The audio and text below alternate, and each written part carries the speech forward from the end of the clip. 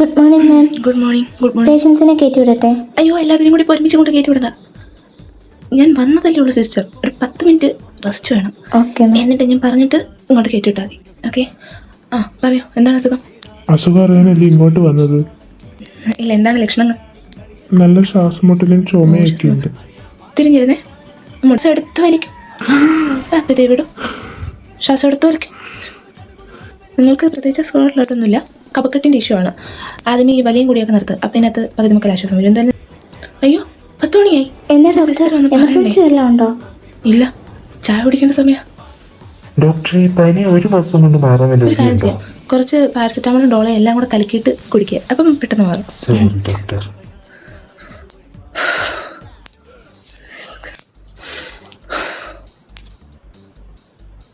എൻ്റെ ടെമ്പർ കളയാതെ കാത്തോളണേ ഈശ്വര.